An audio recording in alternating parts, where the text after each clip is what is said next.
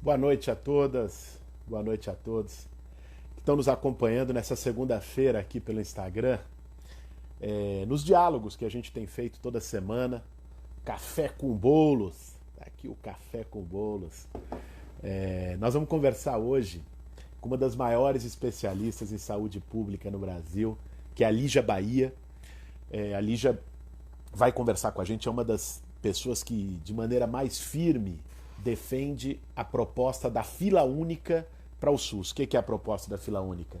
É que nesse momento, na pandemia, com caos, não tem o menor sentido você ter os o SUS saturado, as pessoas não conseguindo leito, o médico sendo forçado a escolher quem vive e quem morre, e respirador e leite sobrando na rede de saúde privada, que inclusive está inflacionando brutalmente os seus preços. E a proposta é justamente que o SUS requisite, de acordo com a Constituição, os leitos dos hospitais privados e faça uma fila única. Isso foi feito na Espanha, agora na pandemia. Foi feito no Reino Unido, foi feito na Austrália, e nós defendemos que isso seja feito no Brasil. Nosso bate-papo com a Lígia hoje vai ser sobre como o sistema da saúde no Brasil está reagindo ao coronavírus, qual é a situação, qual é o cenário, o que poderia ser feito que não está sendo feito, o tema da fila única, enfim, saídas. Deixa eu ver se a Lígia já está por aqui. Tá aqui. Ela já vai entrar e nós vamos começar esse bate-papo. Ei, Guilherme. E aí, Lígia, tudo bem? Tudo bem, Guilherme? Saudade, tudo bom, né? boa noite. Pois é. Agora só por aqui, né? Estou sofrendo aqui porque eu não tenho Instagram. Eu abri essa conta só para falar com você. Pô, que honra! Que honra! Pô, que legal, Lígia. Obrigado por você ter topado esse nosso bate-papo. Estamos aí com 500 pessoas acompanhando a gente agora. Estava te apresentando, não sei se você já tinha entrado, mas já fiz aqui as honras da casa e te apresentei um pouco do teu trabalho, da defesa da proposta da fila única. Você escreveu um artigo extraordinário na Folha de São Paulo algumas semanas atrás defendendo isso. Mas eu queria começar, antes da gente falar sobre fila única, que eu acho que é um tema chave, imprescindível para o momento, te pedir, Lígia, que você pudesse fazer uma análise hoje de como o sistema de saúde no Brasil está reagindo à crise do coronavírus, à pandemia, o que poderia estar sendo feito que não está sendo feito, né? Como a postura irresponsável do governo federal tem prejudicado a coordenação necessária para o trabalho do SUS. Enfim, queria que você começasse fazendo um balanço da situação de saúde no Brasil no meio da pandemia. Sim, Guilherme, assim, super difícil, né? Porque, na realidade, eu acho que a gente tem uma crise política que está superposta, essa crise sanitária o tempo todo, então isso dá uma singularidade ao enfrentamento da pandemia no Brasil, assim, muito extraordinário. A gente está vivendo assim, um momento extraordinário na história da humanidade, mas é um momento extraordinário na história do país também, porque a gente tem demissões de ministros, demissões de secretários em meio à pandemia. Então, a gente está, eu diria assim, com poucos recursos para enfrentar a pandemia, né? Os recursos financeiros, os recursos físicos, leitos, os recursos humanos faltam, e a gente está sem recursos políticos também para enfrentar a pandemia. Então, muito difícil, uma situação assim, a gente tem pouco, né? A gente tem poucos recursos, e esses recursos eles estão chegando muito atrasados. Não é à toa que os nossos resultados estão ruins, né, Guilherme? Assim, a gente está com resultados muito ruins em termos do número de óbitos, da letalidade e da própria velocidade de disseminação da pandemia. Eu acho que assim, é um atestado, né? É uma evidência que essa descoordenação ela causa mortes. A gente hoje tem um número de mortes que poderiam ter sido evitadas. Então, é uma tragédia da tragédia, porque é claro que tem um fenômeno biológico, natural, Claro, o vírus ele é perigoso, mas o perigo desse desgoverno, desse fascismo, não é? Desse fascismo, da indiferença com a morte, total indiferença, né? Não tem importância que os velhos morram, que os artistas morram, que os jovens negros morram. E daí, né? Uma tragédia, né? E daí? Né? É um descaso completo. E hoje a gente está morrendo de medo, né, do novo ministro, né, que pode ser esse psiquiatra, que é um psiquiatra antifeminista, é um psiquiatra olavista, um psiquiatra, enfim, muito perigoso em si, né?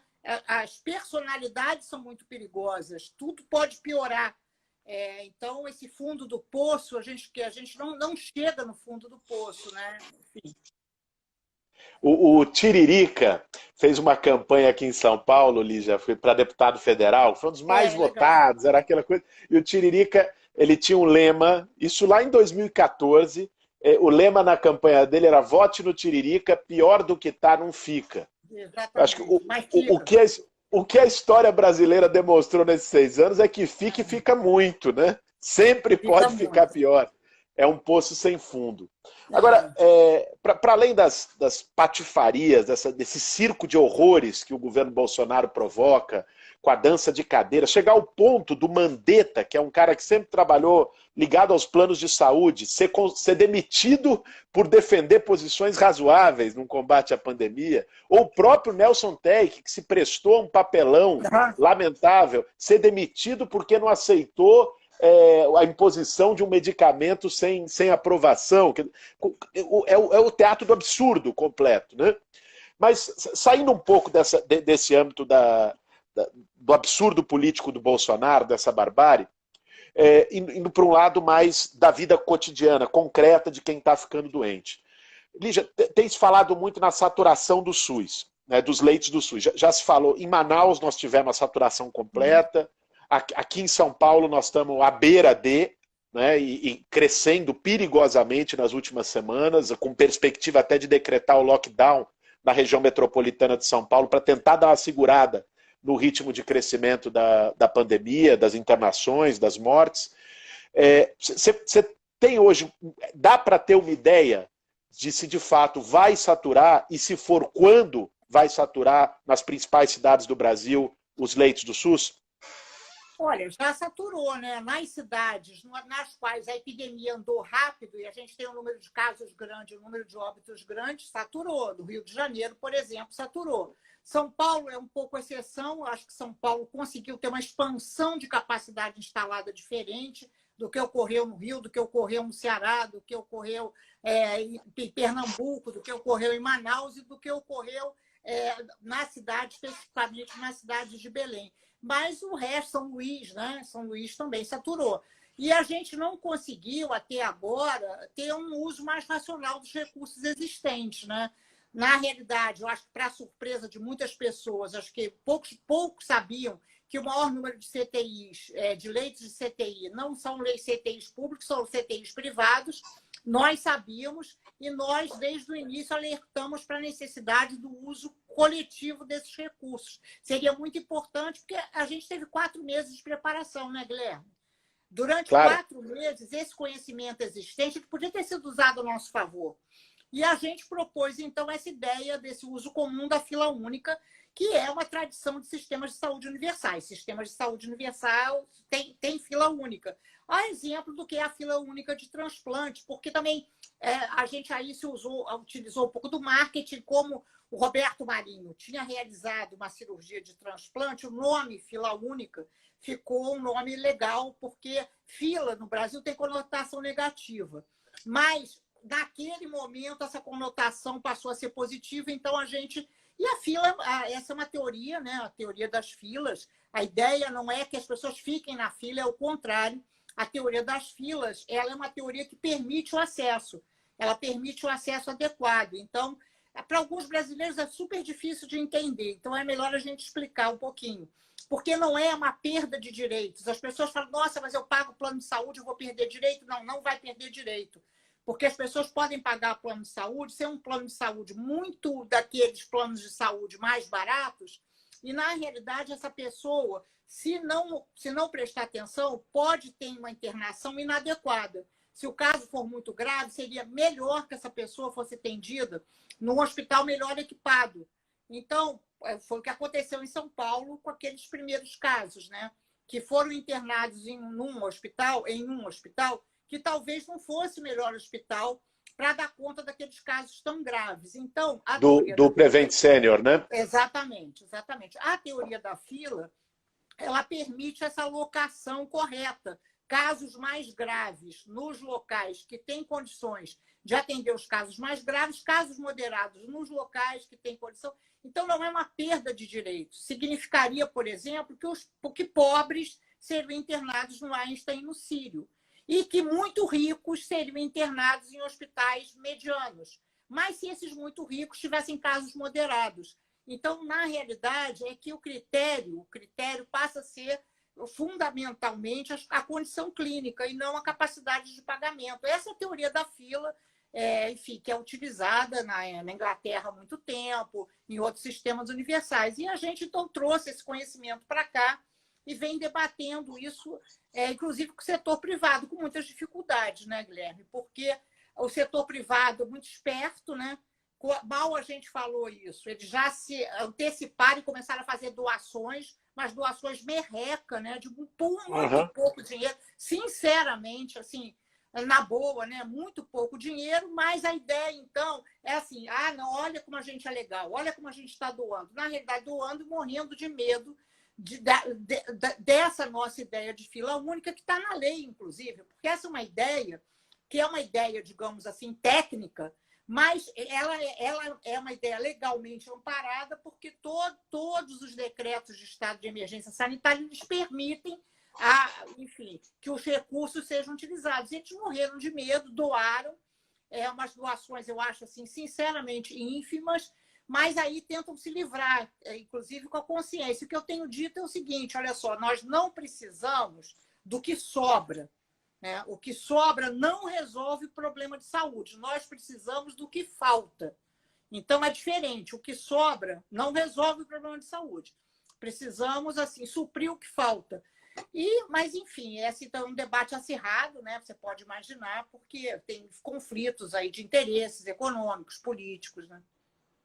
Não, eu acho que esse tema, Lígia, é fundamental. É fundamental que você traga essa explicação, porque nos tempos de hoje, ainda mais de fake news, de semear ignorância, né, parece que você está defendendo a estatização geral da economia, né, todo o poder aos soviets e revolução proletária amanhã. Né? Não, o que eu não queira, mas o tema que está em jogo na questão da fila única está longe de ser isso. Né? Países capitalistas, liberais, alguns governados pela extrema-direita, como é o caso do Reino Unido, estão fazendo. Né? A Austrália está fazendo, ou seja, é algo que está acontecendo no mundo todo. A Irlanda fez, né? A Irlanda fez. Pois é, e porque é uma questão da capacidade de planejamento do Estado. De num momento de crise, um momento de guerra, um momento de pandemia, você precisa ter uma capacidade de planejamento e organizar a sociedade para poder receber os efeitos da tragédia. Então, você estava falando da questão da desproporção dos leitos. Esses dias eu fui me posicionar sobre o tema num debate público e aí fui ver os dados. Fiquei impressionado, eu não tinha noção exata desses dados, Lígia. Quer dizer que 25% dos brasileiros apenas têm plano de saúde, né? 50 milhões. E 55% dos leitos de UTI estão na rede privada.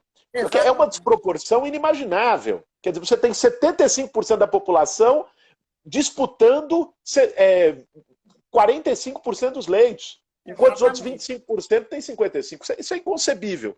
E que eu acho que está numa lógica, você falou aí da cabeça dos donos dos hospitais privados, das redes privadas, do seguro-saúde. É uma lógica mais perversa que eu acho que a pandemia desnudou, que é colocar o lucro acima da vida. Esses dias eu ouvi, eu não sei se você chegou a ver uma declaração, uma entrevista do Ricardo Barros na CNN, o que foi ministro da Saúde do Temer. Esse negócio, ele dizia o seguinte, era nu e cru, ele disse o seguinte, olha... a rede de hospitais privados está tendo um prejuízo enorme porque reduziu os acidentes de carro. Então, assim, a gente está sem paciente porque reduziu o acidente de carro e o número de pacientes Covid não está compensando financeiramente, então a gente precisa de ajuda financeira. Olha a lógica no meio da pandemia que os caras conseguem ter, né? Eu acho que é uma coisa que não é só um debate de política pública, é um debate de valores, né? Mas eles conseguem, né? Com esse discurso, eles arrancaram um monte de dinheiro público, né? Na realidade, eles conseguiram empréstimos do BNDES, eles conseguiram empréstimos da Caixa Econômica, eles conseguem, eles arrancam dinheiro porque com esse argumento, eles vão falir. Ora, se eles vão falir, acontece que o Brasil ficará sem essa medicina de excelência. Como se, de fato, a medicina de excelência fosse privada. Ela não é. A medicina de excelência ela vem das faculdades públicas, dos professores das faculdades públicas que trabalham em alguns dos hospitais privados.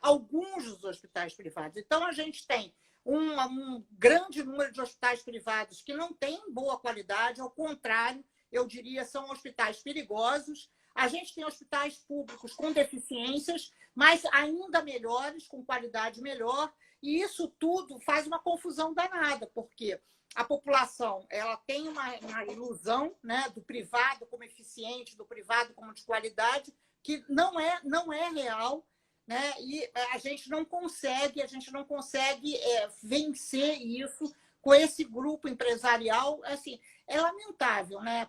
E aí eles preferem isso, né, Guilherme? Uma elite que prefere pegar um jatinho em Belém, né, uma UTI aérea em Belém, pagar R$200 mil para ser atendido em São Paulo, e a gente tem um médico oncologista em Belém que diz, olha que bom, porque essa pessoa vai ter um bom atendimento. Um médico que acha muito bom que ele não trabalhe num lugar que tenha bom atendimento. Veja, é alguma coisa assim da ordem do irracional, do absurdo, né?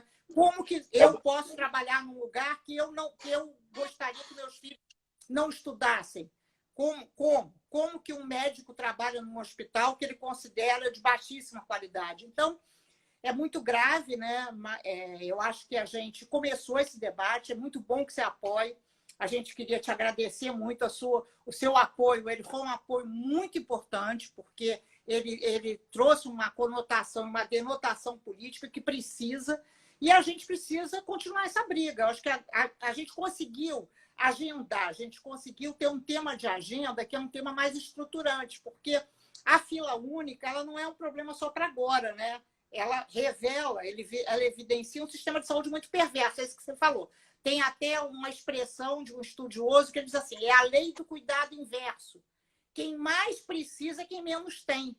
Não é? Por isso que a gente é a favor do Sistema Universal de Saúde. A gente não pode se conformar com essa lei do cuidado inverso e que, no Brasil, a gente está diante da lei do cuidado inverso. Né?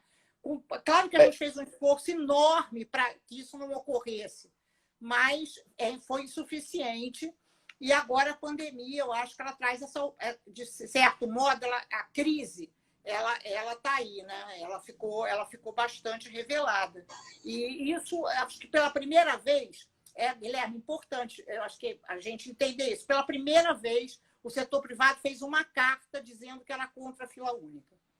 Porque nunca antes nós tínhamos conseguido que eles se manifestassem. Sempre era um discurso eufemista, nossa, mas afinal de contas, privado é privado, público é público.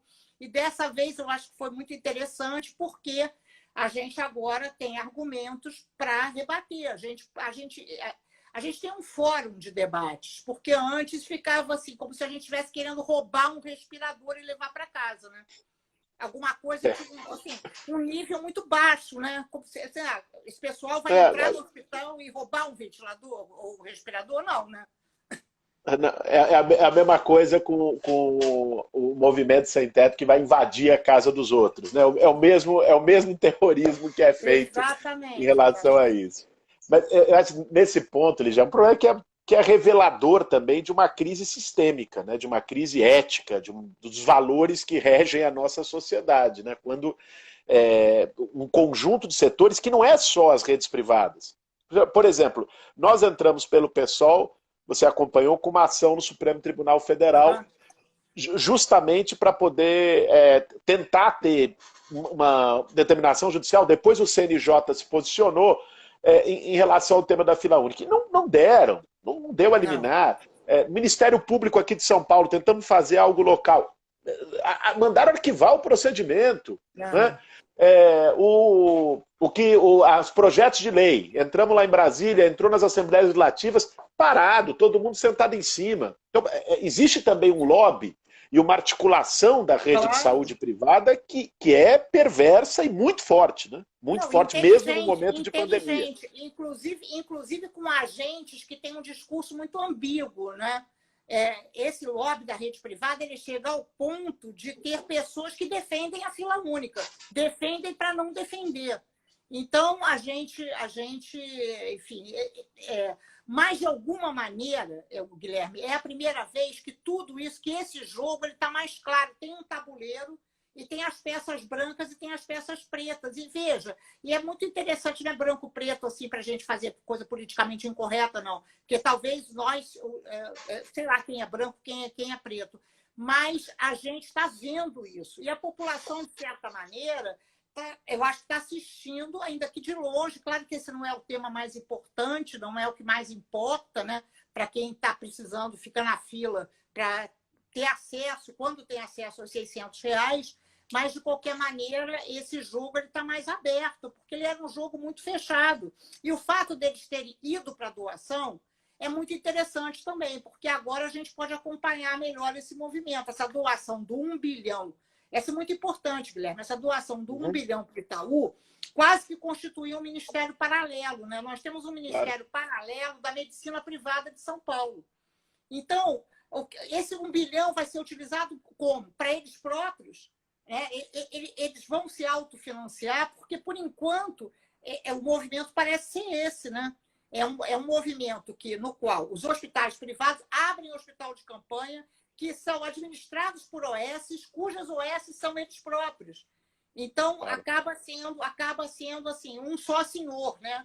Pai, Filho e Espírito Santo no mesmo Deus. Ou no mesmo Deus, não vou falar. Na mesma substância. Na mesma pessoa. Mas eu acho, Lígia, pegando o gancho do que você está falando, de fato eles estão fazendo essas atrocidades no meio da pandemia. Essa coisa das OS é importante, OS gerindo, quer dizer, porra, o hospital de campanha, quem tem que gerir é o poder público, você vai terceirizar para a OS, é uma insanidade. Agora, ao mesmo tempo que você tem essa lambança toda, né, e os caras vendo uma forma de lucrar mais no momento do desastre, em cima da morte das pessoas, do sofrimento das pessoas, você também tem, como nunca, eu acho, pelo menos na história recente, uma valorização do SUS. Né? Porque, assim, o movimento da reforma sanitária, a Constituição de 88, o SUS, mas pegava, há um pouco tempo atrás, a gente defendia o SUS, né? E era tratado como dinossauro. Você acompanhou esse debate na campanha de 2018. Ai, defende o SUS não presta, não funciona. O SUS era sinônimo de ineficácia, né? O SUS era sinônimo de algo ruim. Né?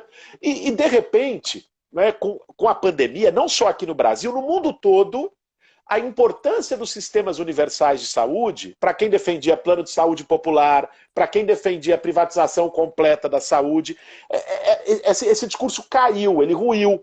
Porque olha os Estados Unidos, por exemplo, que não tem um sistema único e que é o país mais devastado pela pandemia. Não só por isso, mas também por isso. Claro, né? Claro. Então, eu queria que você comentasse, porque eu acho que abre a possibilidade, a pandemia ela deixa um aprendizado. Tem esse debate do qual vai ser o novo normal, o que vai vir depois da pandemia. Pelo menos o que eu consigo enxergar hoje, além de uma grande onda de solidariedade que ela proporcionou na sociedade internacionalmente, é a valorização dos sistemas únicos de saúde. Agora, aqui, por exemplo, a gente sabe o quanto o teto de gastos devastou o SUS, tirou 20 bi do SUS em 3 anos. Então, se você consegue enxergar que desse processo pode renascer, ou se você está sentindo isso, um SUS mais forte, um novo movimento de reforma sanitária que derrube essas amarras fiscais, que fortaleça o regime público de saúde, porque se eles estão fazendo o lobby às escondidas para ganharem, para evitar a fila única, para privatizar o hospital de campanha, por outro lado, o apoio da sociedade ao sistema público de saúde cresceu enormemente, a ponto, eu acho que isso é muito simbólico, de um cara como o Mandetta, que sempre foi ligado à Unimed, lobista de plano de saúde, sair todo dia com o jalequinho do SUS para dar a entrevista coletiva dele quando era ministro. Então, quer dizer, o SUS ganhou uma credibilidade, um apoio na sociedade, como eu acho que não tinha há muito tempo. O que você acha que pode sair daí? Eu acho que o SUS e os profissionais de saúde no mundo inteiro, né, Claro. recebendo palmas. Então, um processo muito bonito, muito de solidariedade da população com os profissionais de saúde e com o sistema público de saúde. Eu acho que isso ocorreu no Brasil também. Agora é preocupante, Guilherme, porque eu não sei se a gente sai com o SUS maior do que o que a gente entrou. Talvez não, porque os recursos financeiros prometidos não foram repassados, não foram repassados. É importante que se entenda isso. Esse não tem leito, não tem respirador, não tem, porque houve, então, a gente tem 26 bilhões de recursos que seriam para a saúde. Desses 26, só 8 foram repassados e só 5 foram gastos. É muito pouco dinheiro, inclusive porque 3 desses bilhões foram repassados para estados e municípios. Então, não é à toa que não tem respirador, não é culpa da China, porque só a China fabrica e o avião pousou e os Estados Unidos chegaram e compraram com maior... Enfim, a gente teve 4 meses de planejamento, né? Que o fato da gente não ter usado esse tempo já revela um pouco essa carência de recursos, não só recursos financeiros, recursos, eu diria assim, de inteligência sanitária também, né? Falta de coordenação, tudo isso que a gente estava falando já desde o Ministério do Mandetta. E esse processo, claro, ele tá agora completamente, desmoronou tudo. Mas o próprio equilíbrio ali, durante a coordenação do Mandetta, já era muito frágil. Então, e o setor privado avançou. O setor privado hoje tem mais leitos, o setor privado tem mais respiradores, o setor privado se expandiu. Especialmente se a gente notar que o setor privado tem 2 grupos laboratoriais muito grandes, o Fleury e o DASA. Então, o setor privado aumentou. Eu não sei se o SUS sai maior do que a gente entrou. Por quê? Porque, em função das OS, em função da corrupção, em função da fragilidade das secretarias de saúde, Guilherme, uma coisa que a gente precisa conversar. Os nossos governadores, eu digo os governadores mais progressistas, que são os governadores do PT, do PCdoB, não estão dando um exemplo radical de fazer alguma coisa totalmente diferente. E talvez a gente devesse cobrar isso. Porque se a gente conseguisse demonstrar, ter um efeito demonstração da importância de um sistema público mais potente, etc., certamente a gente teria argumentos, que são argumentos, digamos assim, mais abstratos, mas a gente conseguiria ter provas contundentes dessa importância, como é o caso de Niterói.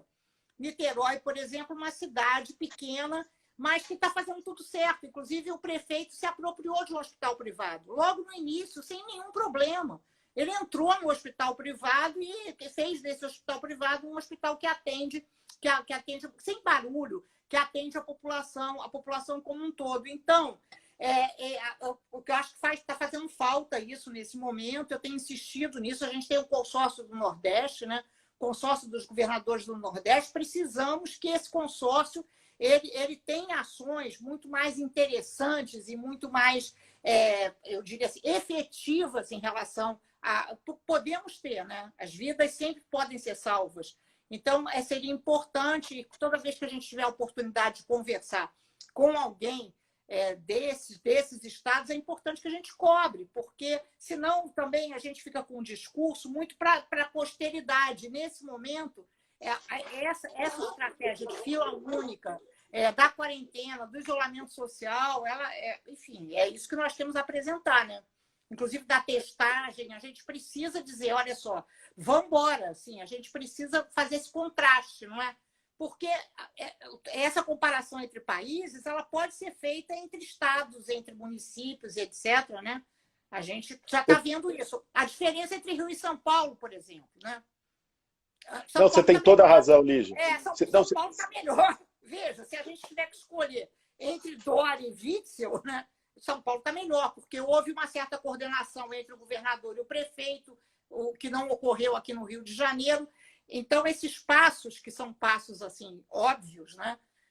Eles precisam ser cobrados. É preciso que a gente, enfim, que a gente insista nessa articulação de uma frente, né? De uma frente que seja uma frente democrática contra o fascismo, mas que essa frente também consiga dar respostas para a pandemia. Você tem toda a razão, Lígia. Eu queria pontuar isso, porque eu acho que os governadores, e mesmo os governadores do campo progressista, não basta simplesmente dizer fique em casa, né? Bom, é óbvio que essa é a postura correta. Isso não tá nem deveria estar em discussão se a gente tivesse um presidente com sanidade mental e com responsabilidade social no país. Mas isso por si só não é suficiente. Isso não é um contraponto suficiente e uma política suficiente, tanto do ponto de vista sanitário quanto do ponto de vista social. Vou dizer, aqui em São Paulo, bom, houve uma coordenação maior, o prefeito e o governador são alinhados. Mas, por outro lado, por que os níveis de respeito ao isolamento social caíram tanto em São Paulo a ponto de se considerar um lockdown e com os casos explodindo? Porque aqui é o epicentro da pandemia. Aqui foi porque não tem, as pessoas não fazem quarentena na periferia porque não podem. Não é porque não querem, não é porque acham que é gripezinha, é porque não podem. Porque não tem uma política social eficiente no estado mais rico do Brasil para o pequeno comerciante receber uma indenização, um capital de giro, para a estabilidade no emprego, para os trabalhadores de aplicativo receberem uma condição para poderem ficar em casa. Ou seja, não existe a condição de proteção social básica e tampouco a atuação, por exemplo, no tema da fila única, né, de requisição de leitos privados, que permitisse um enfrentamento mais eficiente à pandemia. Mesmo se comparativamente a outros estados ainda está melhor, nós temos assim, problemas trágicos aqui. Por exemplo, uma coisa que nós estamos defendendo para puxar um pouco para o tema da moradia, que é a área que eu atuo há muito tempo. População de rua, Lígia, assim, é a mais vulnerável. Já morreram 22 aqui na cidade de São Paulo de Covid. Temos 25 mil moradores de rua na cidade de São Paulo. Nós estamos defendendo que se faça, como aliás Niterói fez, que você citou como um bom exemplo, como Londres, Nova York, Los Angeles, Paris, Praga, cidades do mundo todo fizeram, que é abrigar o povo de rua em hotéis, na rede hoteleira que está vazia, para você proteger, garantir o confinamento, garantir as condições. E não se consegue. Numa prefeitura que tem 10 bi em caixa. Né? Então, assim, o fato de prefeitos e governadores estarem tendo uma postura melhor que o Bolsonaro é um mínimo, né? Mas isso não é exatamente um mérito, né? O mérito deveria ir além, tanto do ponto de vista sanitário, como você bem lembrou, e isso vale para governadores do campo progressista, né? Como do ponto de vista de políticas sociais, para as pessoas poderem respeitar a quarentena. Porque senão São Paulo está em 40%, porque as pessoas não têm condição de ficar em casa, né? Trabalham de dia para comprar o jantar, né? Claro, por exemplo, internet livre, né, Guilherme? Não é possível, sinceramente, não é possível que nesse momento, eu não diria internet livre para todos, não, mas internet livre para os bairros de periferia, internet livre para as populações que têm que ficar confinadas, teriam que ficar confinadas. E claro que não vão ficar, porque além de terem trabalhos, são trabalhos informais, da mão para a boca, além de tudo, não dá para ficar em casa, é enlouquecedor. Né, sem acesso, sequer os alunos da rede pública têm acesso livre à internet, sequer os alunos universitários têm acesso livre à internet, isso é uma vergonha. Né? E com essas empresas que assim, não sanguessugas. Essas empresas não se coçaram durante a pandemia. Em outros países, nada disso acontece, não é? Assim, o pagamento das contas de luz, de gás, enfim.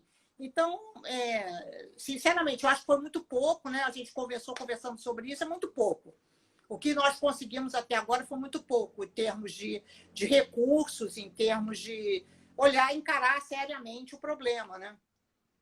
Não, com certeza, Lígia, assim, tanto do ponto de vista de medidas de saúde pública, como do ponto de vista de medidas sociais, a atuação do governo brasileiro e das esferas de governo, quando não é desastrosa e genocida, é extremamente tímida e omissa. Né? Nós temos pouquíssimos exemplos, a se contar nos dedos, os exemplos de posturas mais ousadas, à altura, né? Com uma liderança à altura da gravidade do momento, da crise histórica de saúde pública que a gente está vivendo. Mas, Lígia, poxa, muito obrigado pelo nosso bate-papo, foi excelente, né? Muito bom mesmo. Acho que trazer esse tema, desmistificar a história da fila única, colocar quem são os vilões de verdade nessa história e colocar que mais poderia estar sendo feito, isso é muito esclarecedor, isso é muito importante. Essa nossa live vai ficar ali no perfil do Instagram, então as pessoas que chegaram no final podem depois, daqui a pouco já vai estar lá para poderem assistir. A Lígia falou aqui magistralmente sobre o tema da fila única, esse tema de saúde pública e saúde privada, o que poderia estar sendo feito, os mecanismos de fortalecimento do SUS.